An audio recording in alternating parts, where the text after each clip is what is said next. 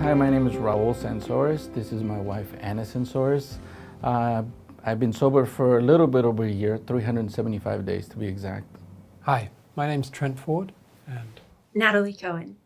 I count my sobriety date as May the 30th, 2020. I did start AA in 2017 and I achieved a number of periods of sobriety of about 9 months. I would then go out for an evening, drink, come back with my tail between my legs, start all over again. Every patient has a story about how they found their way to UCLA. Can you tell us about your first interaction with UCLA and the events leading up to your liver transplant evaluation? By the time I got to UCLA, I'd been transferred from another hospital. I'd been very, very sick. I had double pneumonia. I was bleeding out of my neck profusely and receiving a lot of blood and plasma transfusions. When I got to UCLA, I knew in myself that I was dying, but I hadn't been told it. I had a nurse come up to me, this was my first interaction, and she took 3 hours to brush my matted hair straight instead of shaving it off. And it was a Sunday afternoon. She put on some nice music that I liked to listen to, and I felt very comfortable. And when she was doing this, she said to me that my liver wasn't going to get better and that I needed a transplant. And I felt an immense amount of relief because I finally was being told the truth that I knew very much inside of myself. My first interaction with UCLA was about a month and a half after being hospitalized in my regional hospital, where I was given the diagnosis of an end-stage liver disease. At that point, all they could do was medically treat me and send me back home. A liver transplant was my only hope, but they couldn't provide that for me. Then I was transferred over to UCLA middle of July, and at that point, when I came, I was given the positive news that liver transplant was possible. Immediately when I came to UCLA, the experience was completely different. I saw immediate action and I saw a glimmer of hope that transplant was going to be possible and that possibly I could live past my 5-month diagnosis of survival.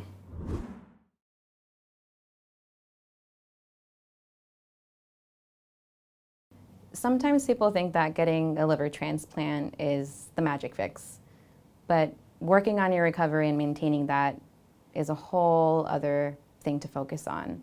Can you tell us a little bit about that? My mind shifted towards recovery stronger when I first got my diagnosis, because at that point I still thought that there was a possibility of me fixing it myself by drinking more cranberry juice, for example, or more kale. But my body was really giving up on me, and I had to realize that I couldn't fix it myself. After transplant, what's keeping me in recovery is a shift in my mindset. I was given a huge blessing with this transplant, and I feel a huge responsibility to pay it back, pay it forward, do something with this miracle. Keeping me in recovery is my family, mainly, that supported me through the whole process. The new job that I have, for example, which is a lot of community work and a lot of positive work that I do with other people. What's keeping me in recovery is the Alcoholics Anonymous group that I have, which I participate 3, 4, sometimes 5 meetings a week, and I actively participate as a secretary in the group. So more involvement is keeping me in recovery. The realization that I got a gift, like I mentioned, the honor that I was given, and the thought that a lot of people sacrificed their time and their energy for me, and somebody actually had to pay their life for me. That's a huge cross to bear. Specifically, my recovery programs are Alcoholics Anonymous, the therapist, and the extra work that I do to keep myself active, to keep myself, hold myself responsible to the gift that I was given. And with my therapist that calls me every week, I give her all details, and I'm completely open and honest, and I've been surrendering myself to the program and everything that they tell me to do, and with how they suggest I should live my life. Because there was no more running, I was out of self-pity. I just felt horribly that I was going to leave this beautiful lady behind, my brother, my father, my sisters, but That's when it changed. And I tried before with Alcoholics Anonymous and working steps and trying to be sober. And something, I went to meetings every day, but something wasn't clicking, that fundamental thing. And I spent a lot of words, as you can tell, I'm good at talking. I did a lot of talking, a lot of words, and it was just a very simple thing. I let go. I had no power over the situation. So when I got to UCLA, I already felt unburdened by that. And then I spoke to my social worker who was interviewing me about, what are you going to do if we try to save you? How will you stay sober? And I was out of bullshit. I just had to say, there's nothing I can say that will prove this to you. But if I get a chance to live, I'm going to try and live the best that I can. With a grateful heart, and just be humble and do the best that I can.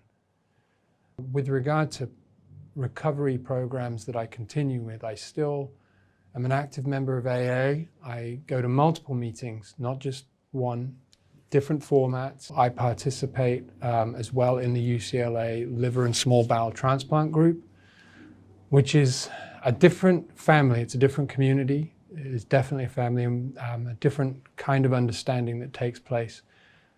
Because we're not just promising on a spiritual and ideological level.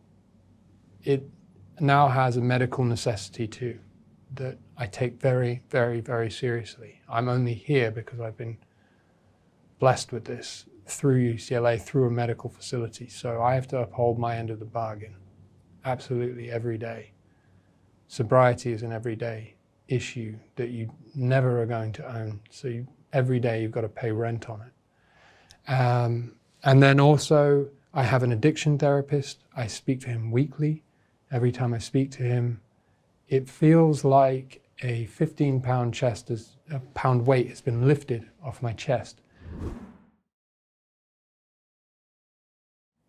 A lot of people who are starting to work with the program at UCLA are looking for some really sound advice. What better place to start than from the firsthand experience? If I could give advice to somebody that's working on their recovery, is to seek out those therapists and those programs that are available to you and do what they say. Specifically for me, I sought out Alcoholics Anonymous, and I wholeheartedly surrendered to the program. I follow all their directions, and I've gotten myself a sponsor, which is very important. Following the steps in AA are very important.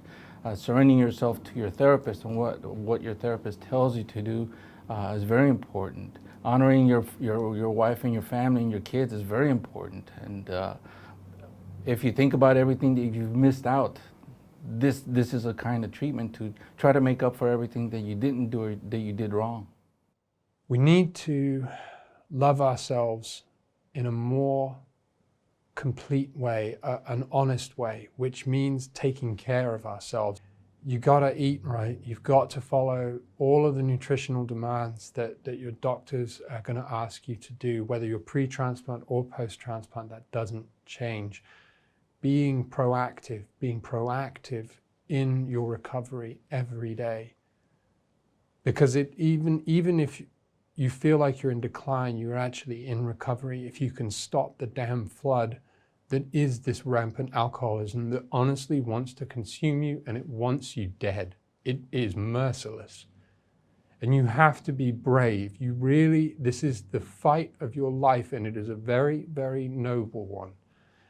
And if you can break through this and come out on the other side, you will have done something that very few people in the world are capable of doing, that will ever experience anything like this. So this advice applies to you whether you're hoping to be transplanted, whether you've been denied, whether you're hoping to be listed.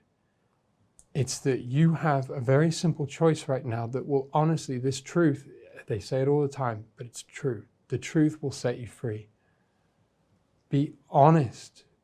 Be honest with yourself, because you deserve that. And if you can be honest with yourself like that, without feeling sorry for yourself, without thinking you're a bad person, you might be able to look in the mirror and you might be able to say that you're worth it, that you're worth surviving. It's really easy to overlook the caregivers in our patients' lives, but they have a story too. Having my husband with alcohol abuse was really hard for us. It was for 30 years, and it was so hard for my kids, for my family, even for friends.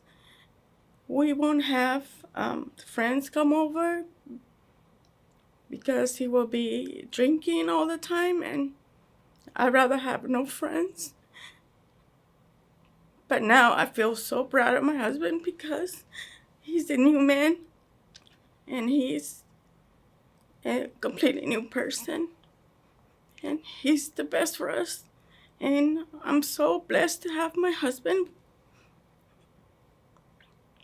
And I'm so happy and proud because he's still with us. And I want to say that UCLA has been so great for us. All the help, all the people that works with UCLA, it's been the best and it's been a blessing. And I'm so happy to have my husband. I told you I can't do this. I'm just so happy. A lot of the suffering I endured witnessing his battle with addiction came from thinking that if I couldn't stop it, it meant that I wasn't loving him enough or capable of finding him the help that he so desperately needed. And it was through this incredible, beautiful gift and UCLA being our saving grace that it is so clear that it can't be for anyone else. It does have to be for yourself. It has to be for you. And it is about self-love without fear or judgment or shame. I know that if you're watching this, you're probably scared, and that's okay.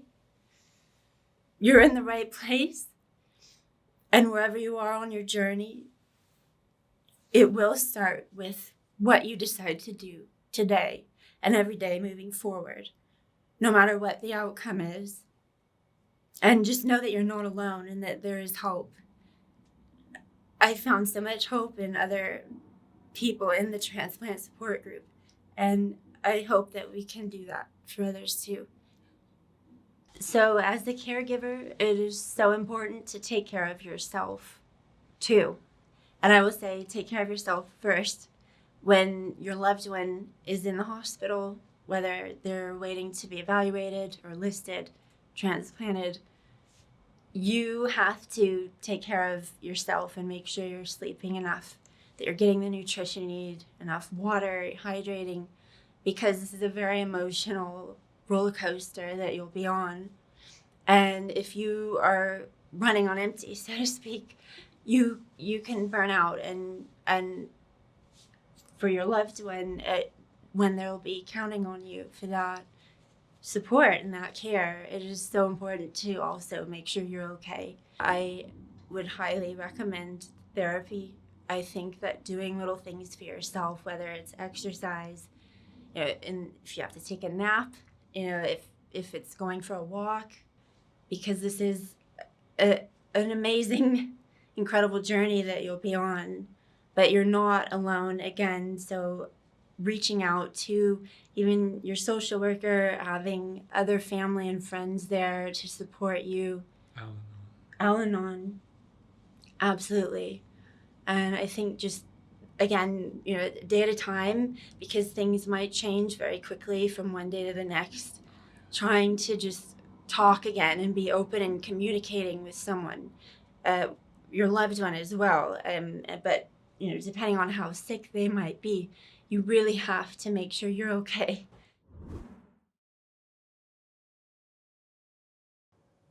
This is a very scary thing because there's a lot you're going to have to endure. You're going to have to endure all of these things, this pain, and you can't struggle against it. You can't make it go away. You can't wish for it. If you complain, it won't make any difference. You're going to have to endure this and be very, very honest with yourself. You don't even need to be honest with your family anymore. Just need to be honest with yourself.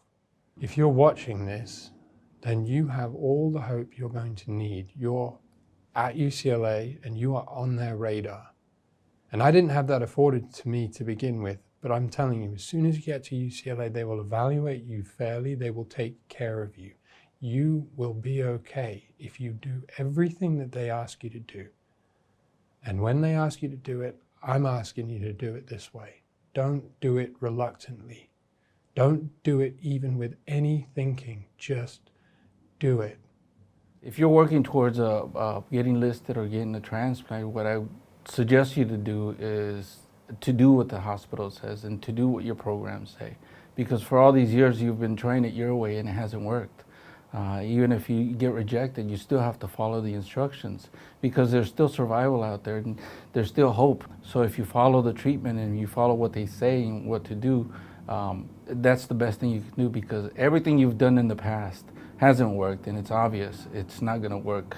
So you have to stop doing that and do what the hospital says, what your doctors say, and what your therapist and your program says.